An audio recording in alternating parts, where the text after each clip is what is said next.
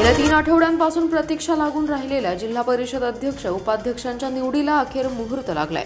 बुधवारी 18 मार्च रोजी निवडी होणार आहेत। निवडीसाठी विशेष सभा घेण्याचे आदेश जिल्हाधिकारी अशोक काकडे यांनी सोमवारी दिलेत। या निवडीसाठी अध्यासी अधिकारी म्हणून मिरजेचे उपविभागीय अधिकारी उत्तम दिघे यांची नियुक्ती केली आहे। निवडीचा कार्यक्रम जाहीर झाल्याने सत्ता स्थापनेसाठी युती आघाडीतील नेते मंडळींनी जोरदार राजकीय हालचाली सुरू केल्या आहेत। सत्ता स्थापनेत किंग मेकरची भूमिका असलेल्या अजित पवार राष्ट्रवादी काँग्रेस आणि एकनाथ शिंदे शिवसेनेने अजून भूमिका अद्यापही गुलदस्त्यात ठेवली आहे। जिल्हा परिषद पंचायत समितींच्या निवडणुकीचा निकाल 9 फेब्रुवारी रोजी जाहीर झाला, परंतु अध्यक्ष, उपाध्यक्ष व सभापती निवडीचा कार्यक्रम लांबला होता।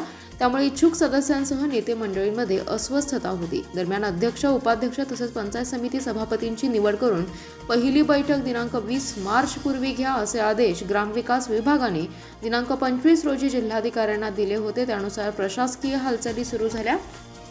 पहिल्या टप्प्यात पंचायत समितीच्या सभापती निवडीसाठी 10 मार्च रोजी विशेष सभा बोलवण्याचे आदेश काढले। त्यामुळे सर्वांना मिनी मंत्रालयाचे अध्यक्ष, उपाध्यक्ष निवडीकडे लक्ष लागलं होतं।